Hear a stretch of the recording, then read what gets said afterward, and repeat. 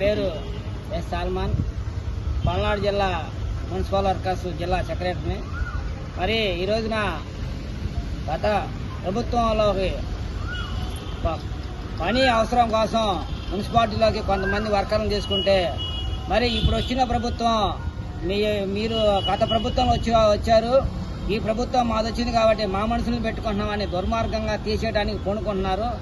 పని చేయకపోతే ఆ వర్కర్ పని చేయకపోతే పనిష్మెంట్ ఇచ్చి లేదా 1-2 సార్లు మెమోలు ఇచ్చి తీసేయాలి తప్ప ఎటువంటి కారణం లేకుండా పనిచేసే కార్మికులను అక్రమంగా తొలగించారు. కమిషనర్ గారి దృష్టి తీసుకెళ్తే కమిషనర్ గారు ఇది మా చేతుల్లో ఏం లేదు, ఇది ఎమ్మెల్యే గారి దగ్గర పొమ్మన్నారు. ఎమ్మెల్యే గారి దగ్గరికి పోతే ఎమ్మెల్యే గారు ఆయన మాట దాటేయడం కోసం అది స్టేట్ వైడ్ జరుగుతుంది, ఈ వర్కర్ని కొత్త వర్కర్ని పెడతామని ఎన్నో అబద్ధపు మాటలు కార్మికులు మోసం చేసేదానికి చెబుతున్నారు. అందుకని ఈ నసరాపేటలో 52 మంది కార్మికుల్ని టోటల్ అన్ని సెక్షన్లో పనిచేసే వాళ్ళని 52 మందిని తొలగించారు అక్రమంగా. తక్షణమే వాళ్ళని తీసుకోకపోతే ఇది రాష్ట్ర స్థాయిలో ఈ ఉద్యమం కొనసాగిద్ది.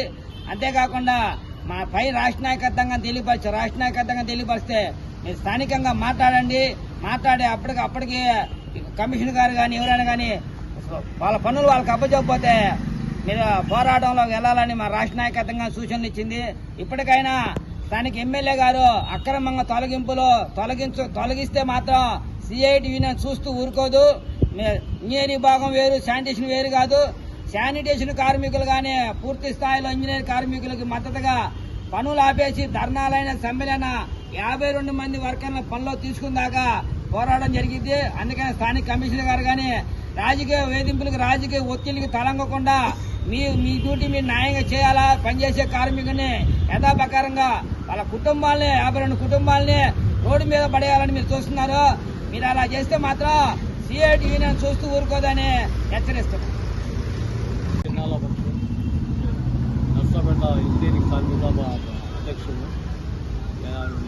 మొన్న 31వ తారీఖు నుంచి మొత్తం 53 మందిని మొత్తం కార్మికులు, computer operators, engineering sector tank operators, మిగతా పార్కుల వాళ్ళని, అన్ని సెక్షన్లో చేసేవాళ్ళని మొత్తం 53 మందిని తొలగించాలని ఫోన్ కాల్ ద్వారా ఫోన్ చేసి రేపటి నుంచి 1వ తారీఖు నుంచి మీరు విధుల్లోకి రావద్దని ఫోన్ కాల్ ద్వారా చెప్పారు.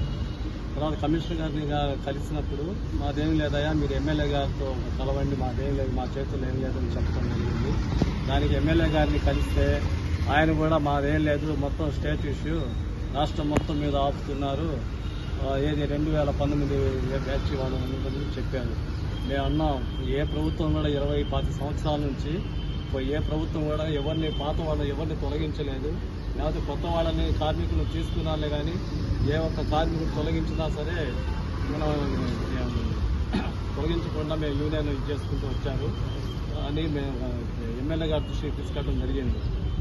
ఆయన మటుకు ఎవరిని తొలగించకుండా కావాలంటే కొత్త పోస్టులు ఉంటే వేసుకోండి, కార్మికులు తొలగిస్తే మటుకు ఇదిగా ఉందండి, అందరు రోడ్డు మీద పడుతున్నారని చెప్పారు.